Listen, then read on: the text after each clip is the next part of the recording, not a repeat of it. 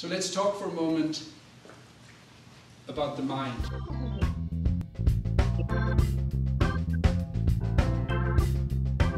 Traditionally, if a dog gets sick, if an animal gets sick, they don't eat at all. They really cut it down because the immune system, in a certain way, when you eat, our immune system gets engaged, especially what we eat. There's low-grade allergic reactions, there's inflammation. So if you stop eating, your immune system has time to focus on the invader and doesn't have to deal with all the reactions to the food you eat. So there's actually a rationale why we do not have appetite at the beginning.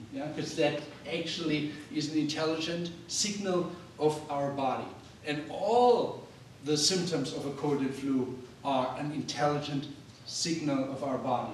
The fact that you get tired is not something where you have to take an amphetamine or a stimulant because your lifestyle doesn't allow you to be tired. It's a logical thing. You have a virus, your body needs to heal, you have to be in bed, you have to rest, and that will, so that your body can muster all its energy. And if you violate that over and over again, it's not a healthy thing. Fever, if you suppress your fever, it's stupidity. Obviously if you have 104, 103, 102, fine. If you have extreme muscle aches and splitting headaches, fine. I'm not saying you shouldn't, but that's your way, that's your immune system. It's not the virus, it's your immune system. Cranking up the heat, and viruses don't like heat, bacteria don't like heat. Okay, so that's one way of activating the immune system, your body. You getting depressed, same thing.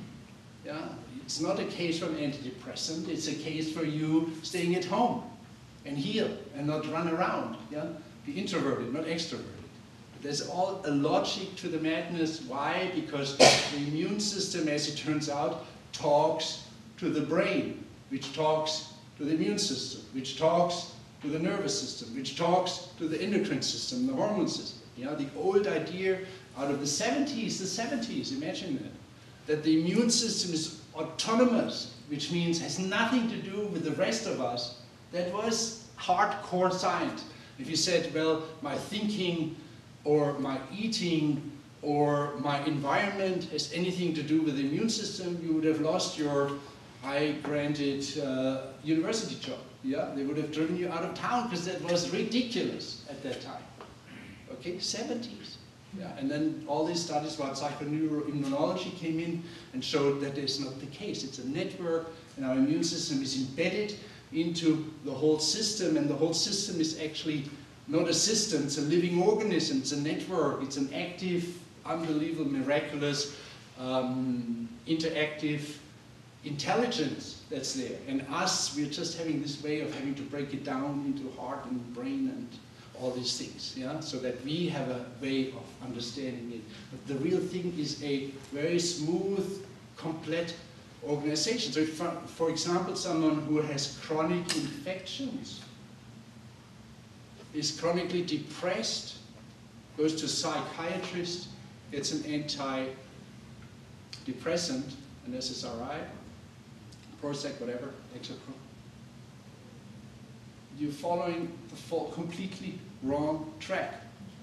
There's an old saying, it's a little provocative, that everything in the brain has something to do with the body, and everything in the body, if you get a physical disease, has something to do with the brain. Provocative because it counteracts our normal way of thinking.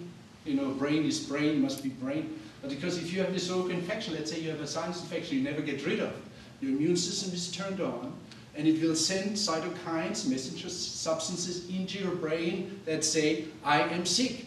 And the brain will react in a way that says, well, let me make you tired and depressed. But you're depressed because you have this infection.